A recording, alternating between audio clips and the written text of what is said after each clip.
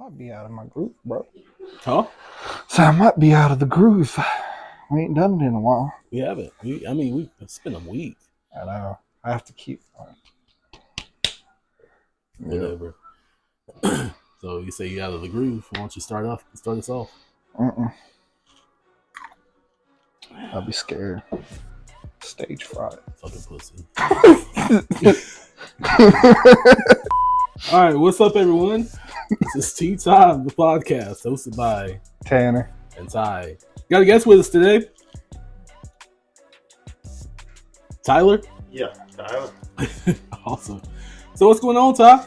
Not much, man. Just been hanging out. Nice. Where you from? What you do? I'm right here, same places you guys, Morganton. Grew up here.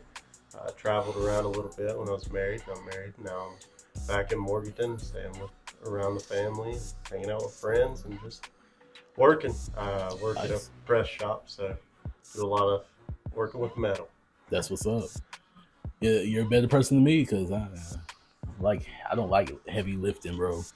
It gets strenuous at times, but it does all right. Tanner knows that because I gotta lift this big dick up every day. Stupid, man. Treats me like a bitch in the gym, man. Do people misunderstand you sometimes? I think so. I think that as you get older and stuff and you start to realize kind of who you are as a person, you have a hard time explaining yourself until you kind of get an idea of kind of who you are and where you fit in this whole thing. Absolutely. So you kind of have to know who you are before you can explain things to other people because they're not going to get you. That's good. I like that. What's your favorite childhood memory? I went to a Braves game with my dad when I was a kid, and probably about 5, and that was one of those things that I just enjoyed so much. It made me a fan of the team beyond any belief. Like I could sit down and watch a game in the middle of the season that means nothing, and it's like the World Series for me. So sitting and watching them win a World Series a couple of years ago was pretty great. But yeah, I'd say that's probably one of my favorite memories. Sweet. That's what's up.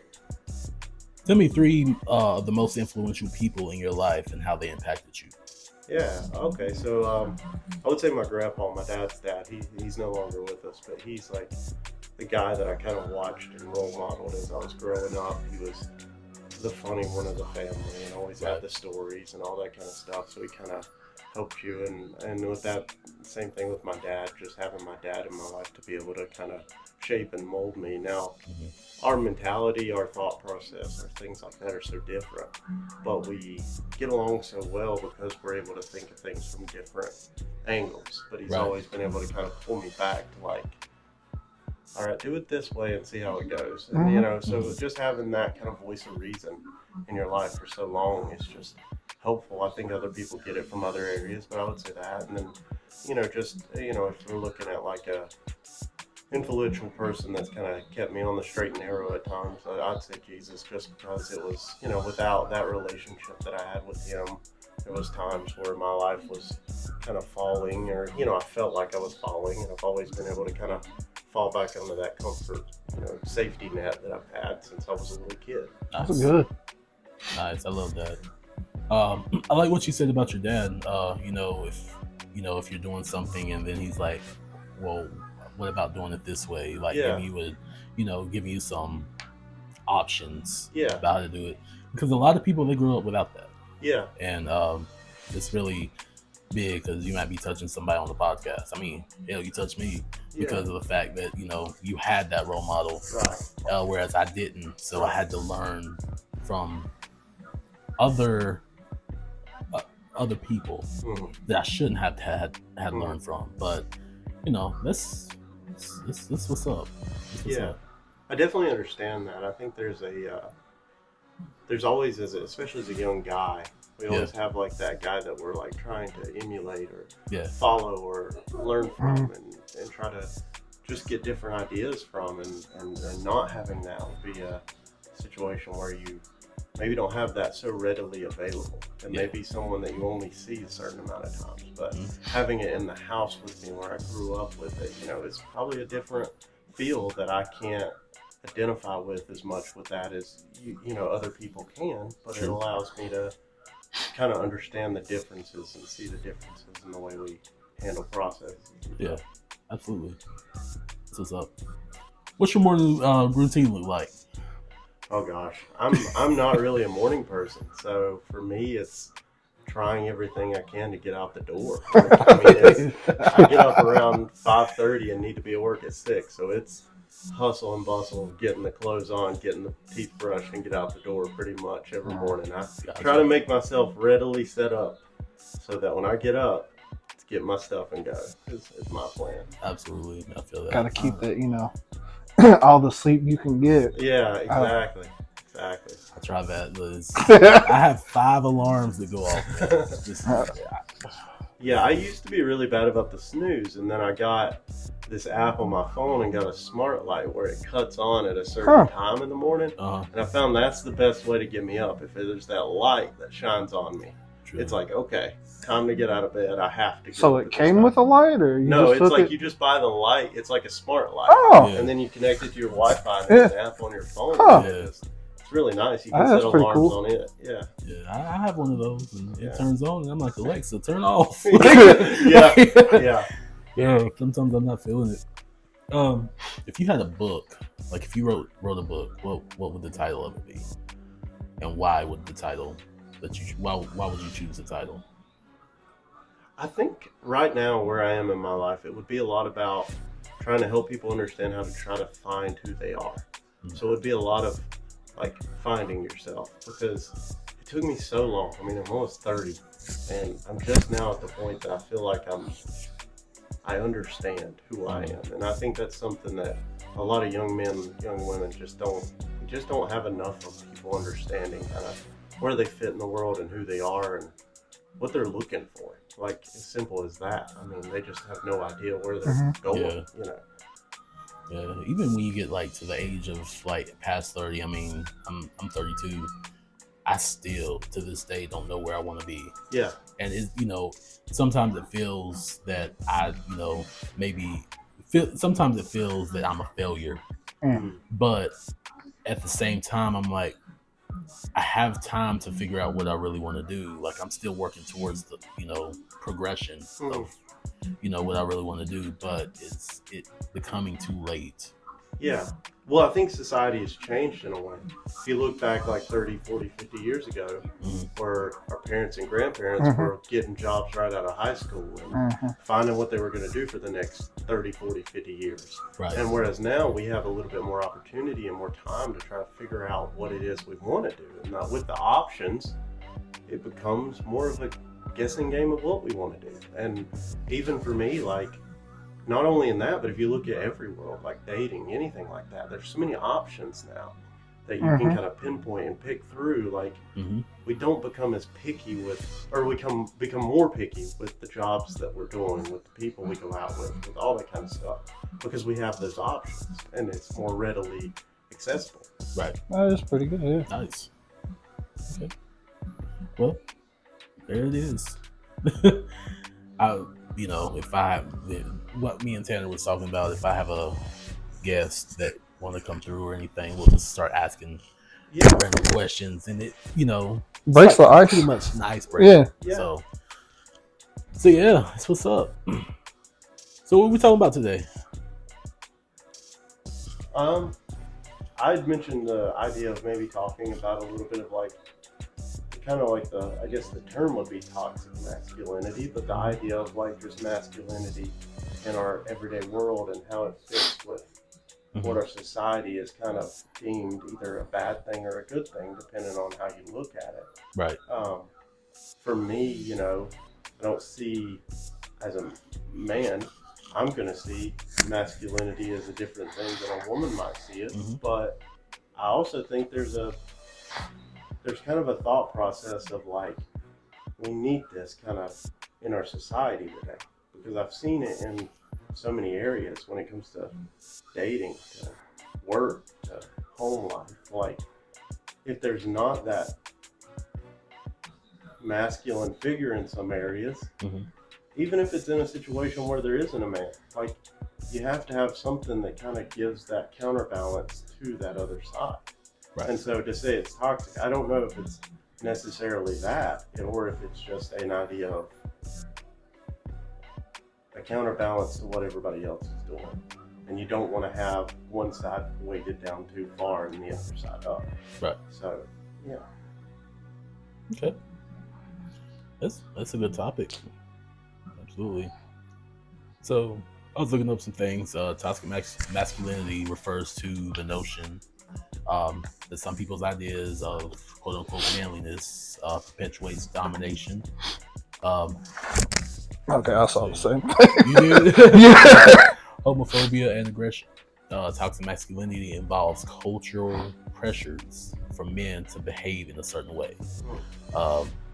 And it's likely this affects all boys and men in some fashion. So, I've heard of toxic masculinity. Never looked into it. Yeah. But it's very interesting.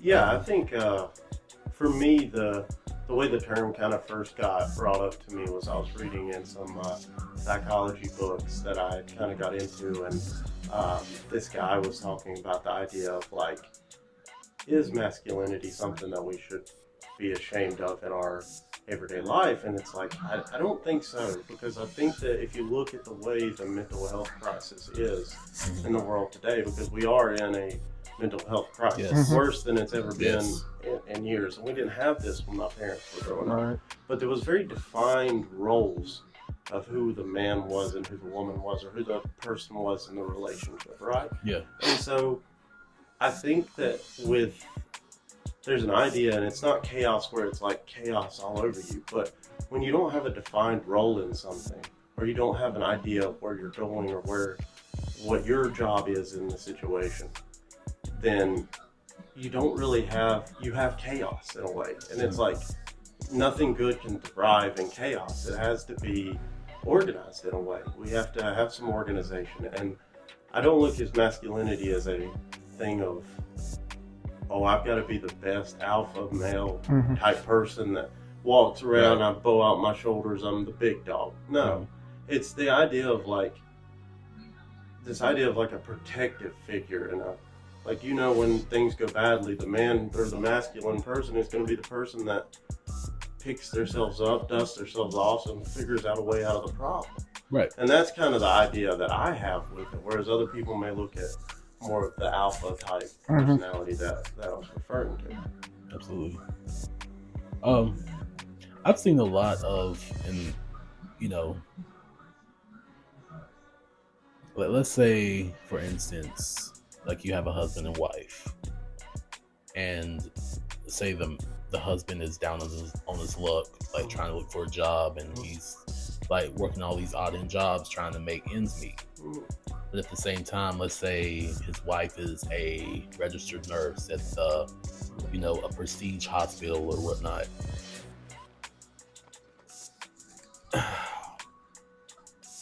How would you feel that would tarnish the husband's spirits, or do you think it would tarnish his spirits? Yeah, so there's a lot to that, like the idea that the man has to be the breadwinner of the family, right? That's something that we're taught kind of as a young age as men, that we're supposed to be the one to go out, make all the money, and the wife's supposed to be that stay-at-home mom that takes care of the kids, or doesn't take care of the kids. Susie homemaker. Yeah, the homemaker. Yeah, like and then we've gotten to a stage now, and I don't think masculinity or even the idea that it solely revolves around our jobs. Like, I don't think it's just a job thing. I don't think it's like who makes more money.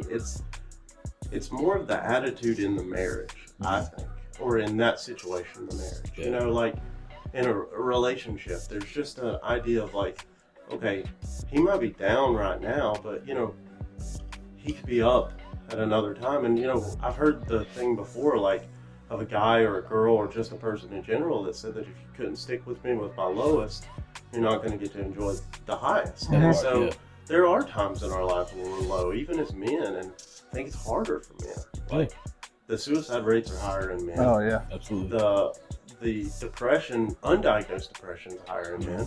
So you're talking about a situation where men just don't know how to be that man anymore, like who they are, and that's the hardest part of it all. Yeah. You think that comes with society today, that men don't want to talk about the struggles that they go through, and they want to, like, for me, I sometimes tend to bottle things in because, and we've talked about this on another podcast, not letting people know what we have going on in our lives because we don't want to seem weak. So do you think that has, like, with society today, do you think that has some sort of cause to that, to why? I actually think the opposite with the society today. I think we're actually at a point now where we're more open to men talking about their feelings and talking about how they feel and how they're dealing with mental health struggles compared to back in, like, I mean, I don't know, just from media and from what I've seen from the 80s and 90s, like, men didn't really talk about that sort of stuff. That was kind of taboo. We didn't really bring up that topic. But as we've gotten older, it's kind of become more accepted to, like, talk about mental health and tell about struggles and bond in a way over that kind of stuff.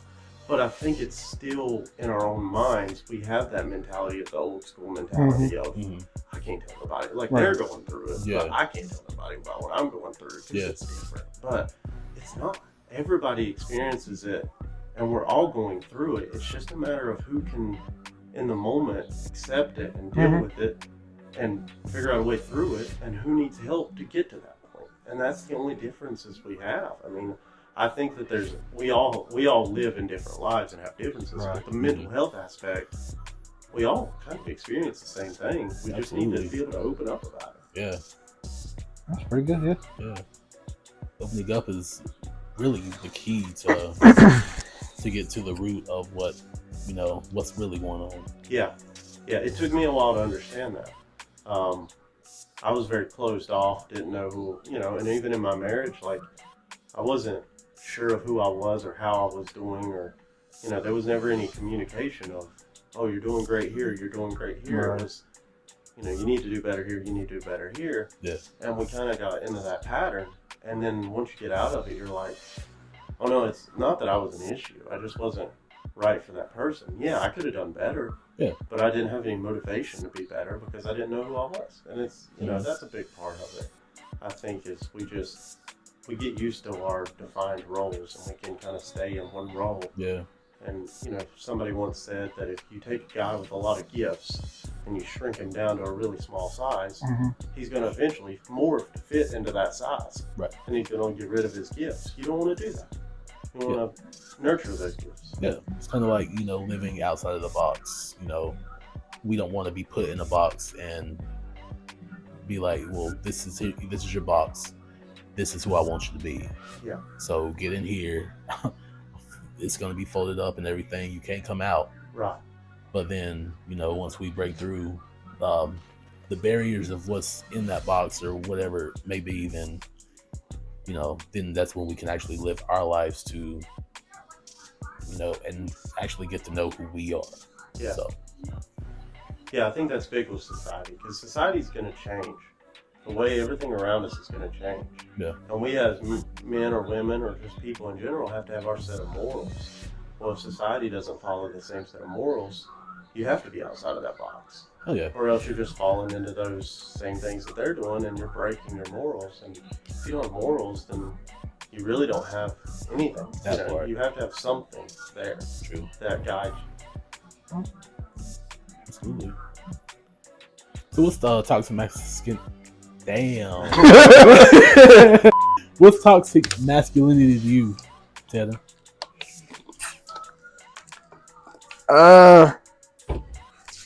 Let's see. All men should be bald. I'll just play. I mean, none of this stuff I don't even really worry about. Just worry about me. But I would say, I guess, the dudes in the old 80s movies or whatever, the jock that's always beating on the the nerdy kids and stuff like that. That's how you were with me in high school, man. I thought we were pretty good. Nah, it brings back memories. Nah, I'm just playing. I think y'all bullied me. No, we never bullied you, bro. Yeah, only white kid. You were at the table. You were there, man. Don't do that. I actually saw Chelsea yesterday, man. Oh, really? Yeah, she's a manager in. No, she knows me. We work together. She's a manager in Marion, so we saw each other. Did you get some candy? And then let me call the cop. No. She has a kid now. Oh, really? Yeah. She's a dancer. Like, she's very talented. Dance. Yeah. Not Chelsea, her kid. Oh, but my bad. She does like flips and tumbles and the like. Oh, yeah, so she does that that tumble stuff, I guess, in town. I don't know if there's another one anywhere else. Tumble Mania? Yeah. I don't think she does. She's way farther than that. Like, she's like a dancer. That's cool. Like, she dances to hip hop and stuff. Oh. It's pretty cool. But anyway, getting off topic. I mean, that's pretty much what we do anyway. Yeah. Get on topic, then go off. Yeah. What about toughness, man? Like, are you toxic masculinity? Not the toughness of it. Like, is it okay to not be tough in situations? Like, what's an example? Well, this is saying that, this is the notion that all men should be physically strong, emotionally callous, and behaviorally aggressive.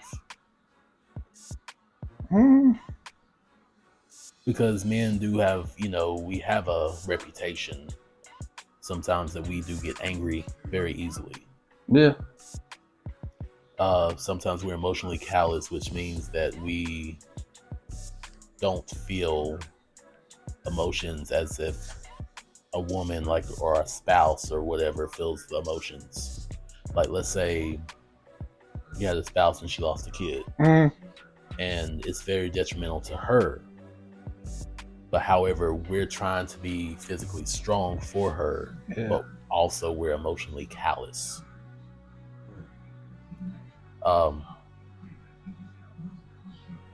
Let's say if that's turned around, like, is it okay for us to be emotional in those certain situations? But also maintaining our manhood.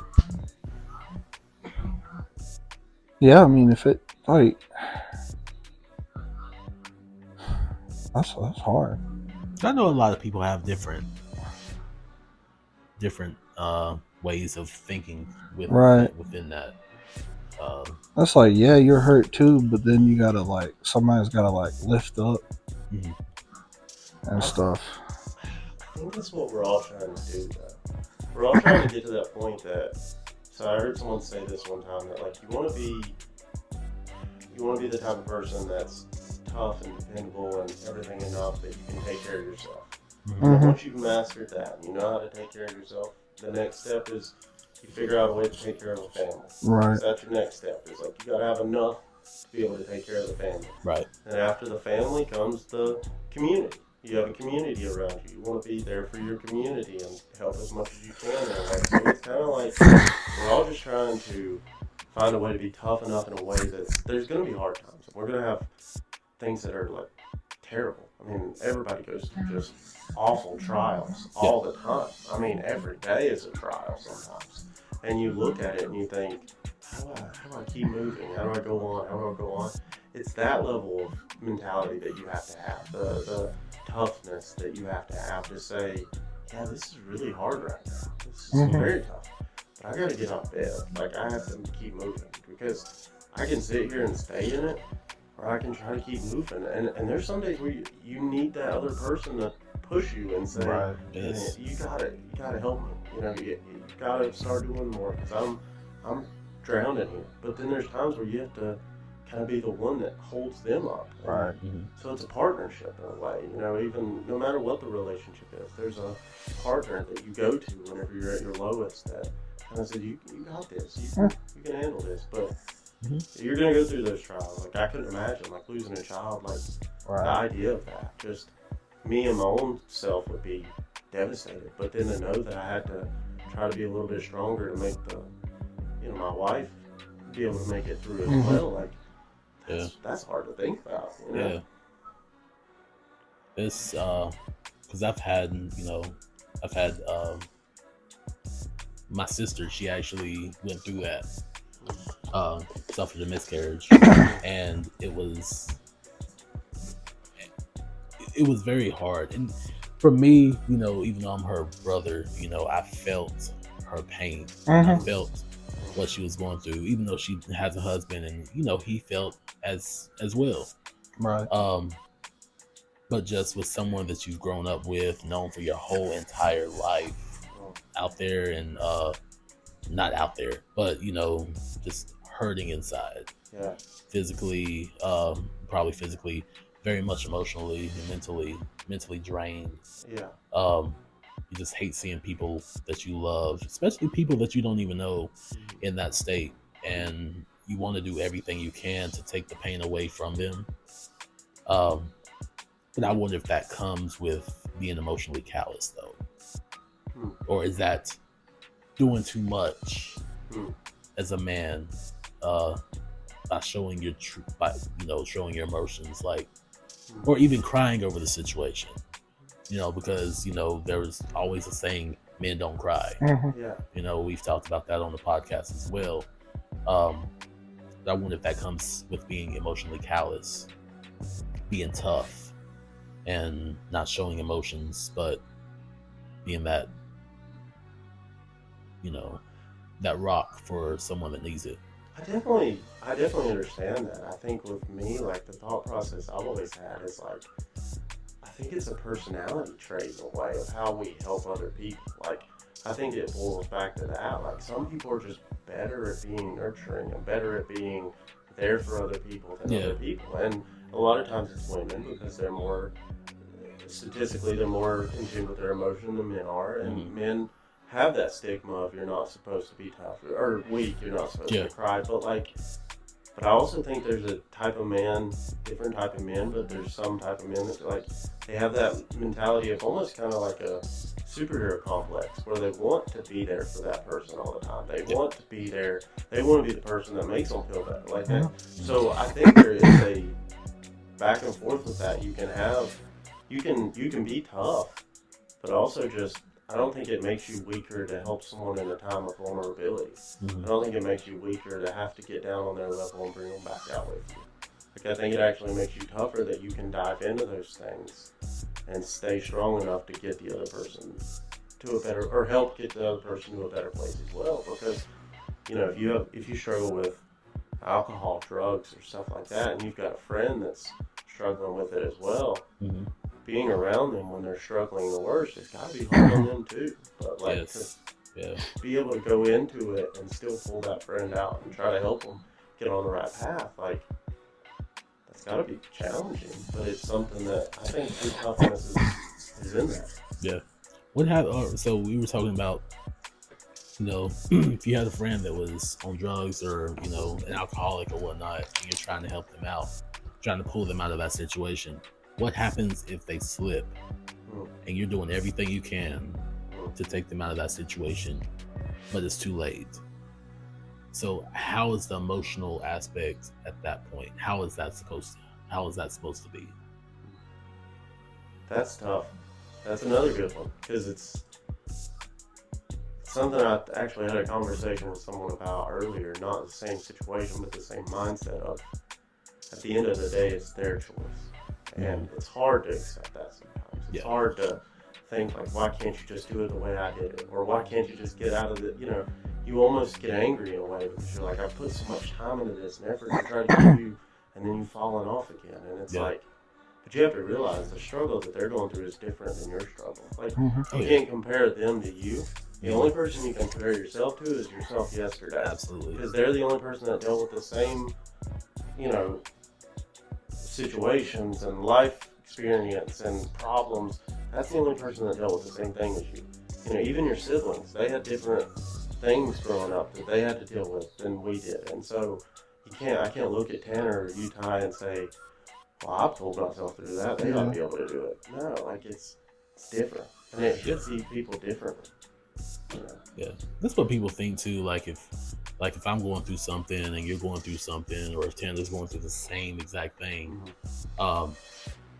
say Tanner comes out of it, I'm still struggling with it, and you're still in the situation. Yeah, people always feel like Tanner got out of it. I mean, it's going to be easy for you, you know, because they, you know, people like to look at others as if, you know, they're the same person. Yeah. Like, especially, like it's a universal thing. Yeah. Especially if you're like best friends or anything like that. Like, you're the same. Yeah. It's not valid. Definitely not. Because as we've sit here, you know, a short period of time, we've already determined that all three of us have had very different lives. We've grown up in very different situations, very different households.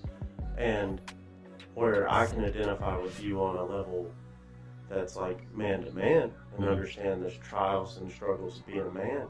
I can't look at your specific trials and say, well, I've been in that situation. Because I've never been in that situation. And so we can't really accept that everybody's going to come out of things the same way or at the same time. We have to there's a different rock bottom for every person. Like, his rock bottom is going to be different than yours, and yours is different than mine. Like, we have a place that when we get there, we're like, and another thing about that is, too, you have to look at, like, you might say, well, they got rich parents, they got all this, why do they act like that? You know, what's the deal there?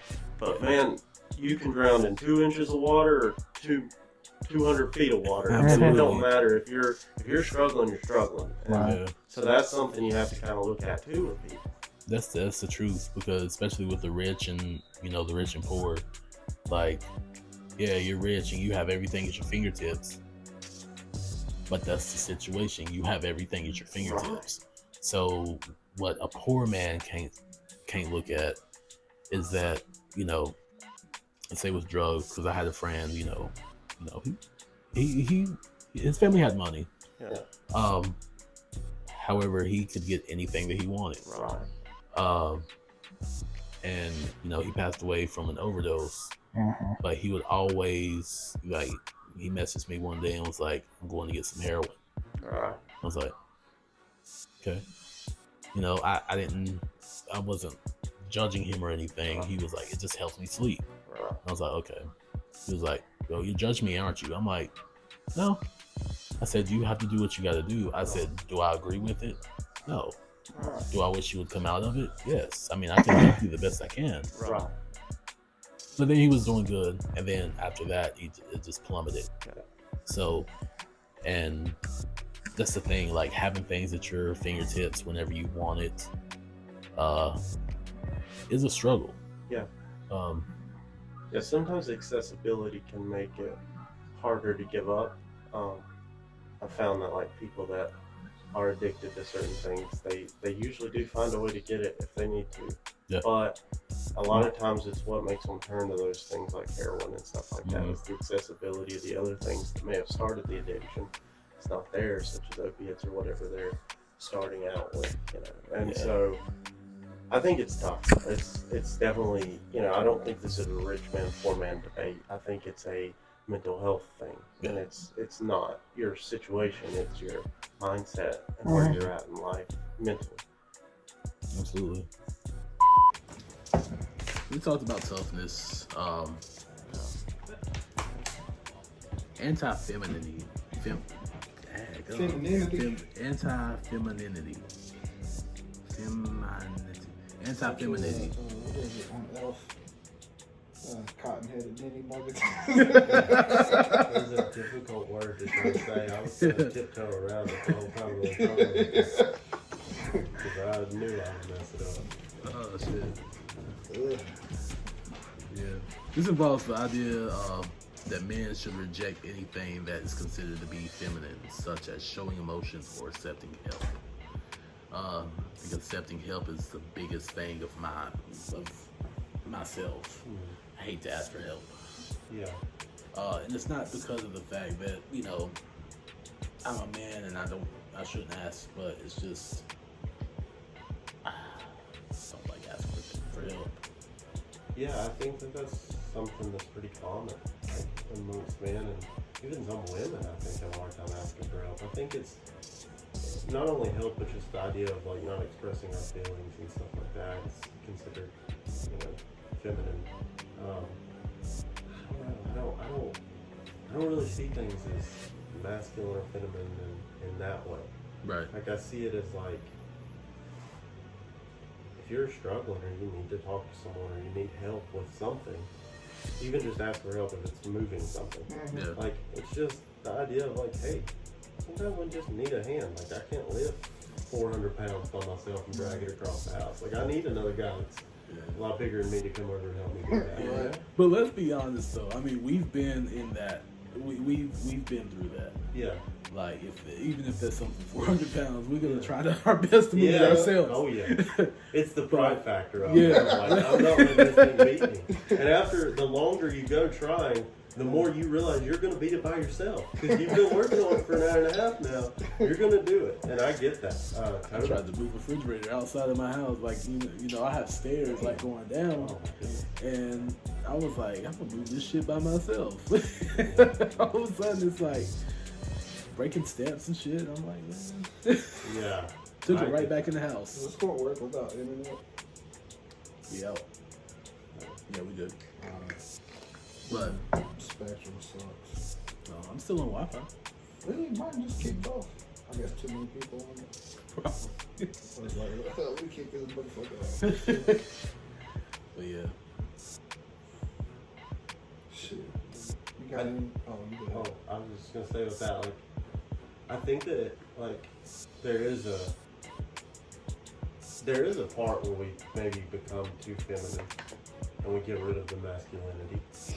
And then if we do that, like, we're always going to need some type of masculinity in our culture. We're going to need it. We need that balance, like I said. So if you have too much, and I'm not saying feminism is bad, but I'm saying, like, you have to balance it with something else that's going to keep people in check. Because if we go one way, we've seen what happens when we go one way or we go too far one way or the other way. It causes problems. You have to have something to kind of counterbalance that. Yeah, and but say, dog. You have to have that counterbalance. Yeah. Absolutely. Yeah. Sometimes, I don't, because I sometimes wonder if what I do is feminine, or too feminine.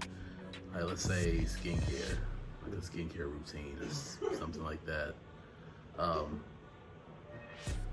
Because there's a lot of men that actually pride themselves in their skincare routines. Yeah. I mean, I walked up in here in a Taylor Swift hoodie. So for me, I have my things that I'm like, you know what?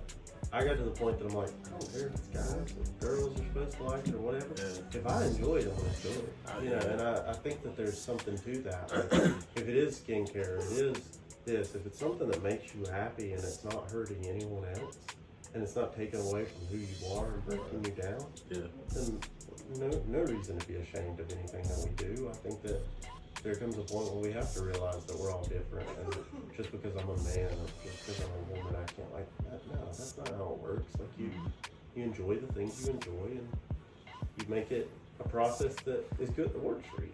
And something like that, then enjoy it. Absolutely. Yeah, because I listen to some sus music. But I mean, I like it. Like that. You told me about the Nicki Minaj. Oh yeah. Honestly, that wasn't a bad idea. It is, man. It is. I could throw down with some Ice Spice too. I was listening to Ice Spice today, man. Like, I've never listened to an Ice Spice song. Really? And then it came on my Apple, which I'm trying to get rid of Apple Music. Was it Deli? I don't know what it was, but it was Ice Spice. And I forgot what the song was, but it was kind of fire. Yeah. I'd still listen to Britney Spears. Really? Yes. Like, Hit Me Baby One More Time and all that. Christina Aguilera, Ain't No Other Man But You. Like, honestly, man, it is what it is. Like, like the old stuff that they came out with a long time ago. Yeah, There's some nostalgia to it. Yeah. Like you start getting into the old stuff that you grew up in. If I'm driving in my car and then I'll come up beside someone, I'm gonna turn it down because. I mean, I do that. Not because I'm embarrassed. Just for out of respect. Yeah. Yeah, you can be cranking the music and then realize, oh, this is really loud. Yeah. Everybody can hear it. You ever had like a celebrity crush? Yeah. Who was it? Right now, Nicki Minaj. What about your first one? My first is Beyonce. Really? Like she's still a crush, but Nicki Minaj right now, it's something about her. Big old ass. That just her personality. Yeah. Her personality is for me. What about you? My first one was Alicia Keys. that one song, like the video she was in, like the prison. I can't remember the name of the song. That's what Google's for. I think weird one was personal. Selena Gomez. That's not bad. That's And then, It's not bad. but now, and it's Gal Gadot. The girl from Wonder Woman. yeah. Figured it out. But yeah. You got any New Year's resolutions? Since that's coming up. I'm gonna say no this year. Really? That's gonna be my New Year's resolution. Say no. Say no. Yeah. Cause I'm gonna Hot get. ass chick says, hey, trying to fuck. No. What? You Yeah. gonna tell him, bro? I'm gonna tell him no. Yeah. Yeah. Cause I mean I've been doing good so far. That's what I was thinking about him too. Like, we're trying to be like a yes man Yeah. type thing. Like, nah, man. I found that a lot recently. Like this idea of like, you go into a relationship and you're just trying to be the best that you can be for that person. Mhm. And giving and giving and giving, and then it seems like one of the things that the other person does is take. You know, Oh, yeah. when am I gonna find that person that's gonna put in for them as much as I'll put in? Absolutely. And that's kind of been my mindset with dating lately. It's like, I'm not giving the effort. You know, I see the effort's gonna be returned. I just say to myself when that happens, like, if I'm giving so much and they're not giving back, I'm like, hell, I can just give to myself. Yeah. Like I posted on the Snapchat the other day, I will risk myself for myself. I'm not gonna risk myself for anyone else because I mean it's not worth it. Yeah. It's not worth my time and it's not worth their time either. Like I'm not here to waste no one's time. Yeah. And you're not gonna waste my money. That's Yeah. No. But just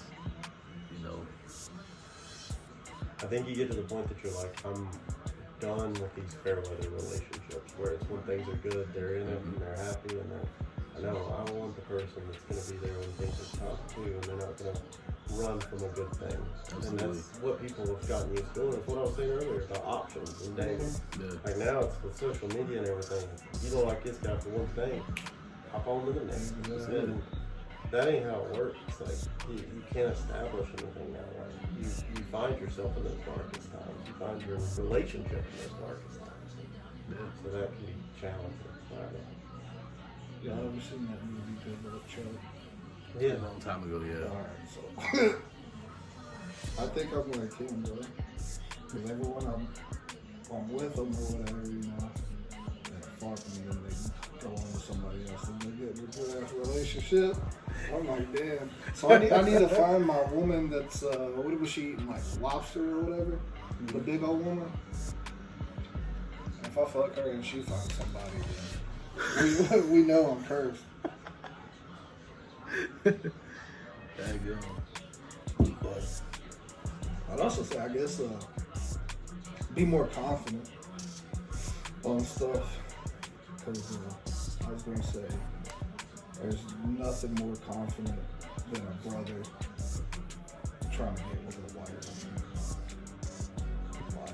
Like, bro. What you mean? That's confidence up there. How? But I'm just asking. No, I'm kind of lost. But how? But What you mean? like I got one chick or a couple of chicks that'll post something and then they'll get turned down and then they just keep on going at it. It's like that's what confidence is. I guess the swag, I would say. To like, cause like I think I'm like, you know, shoot somebody a message and they turn it down. I'm like, damn. Yeah. But then you know they would just like keep on going. Oh, I got that. Yeah. I think there is also the idea of like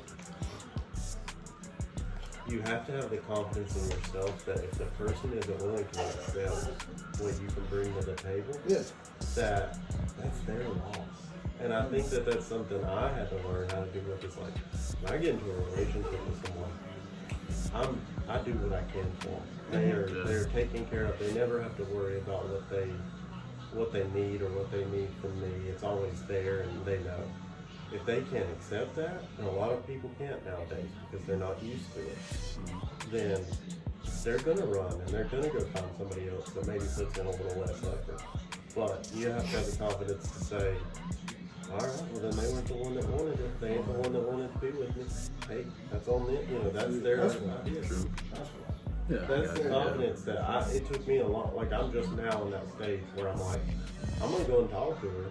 If she says no, hey, I hate it for her. Like, you know, like, I mean, because she don't know, like, and I'm not in an arrogant kind of cocky way, like, oh, I'm the best ever. But like, you don't realize like the little things that a guy can do that make their lives better. And if they're not willing to accept those little things, then there ain't no way they're gonna be able to handle the big things later on down the road with somebody. So it's that kind of stuff. There's nothing wrong with holding yourself up, like holding yourself to a high standard either. Yeah. Nothing wrong with that. Yeah. I might need to up my wardrobe next year too, because I dress like I'm at the intersection at Walmart out there begging for change. Man, I dress like somebody's dad. Like I dress like I went to a concert one time. I had on a suede jacket. I was like, man, I dress like somebody's grandpa that is going golfing. Like, it is bad. Hey, what's up, everyone? It's your guy, Ty, from Time the podcast, hosted by Tanner and Ty. If you want to hear and see more, visit us at Facebook, YouTube, Instagram, and Spotify. Link in bio.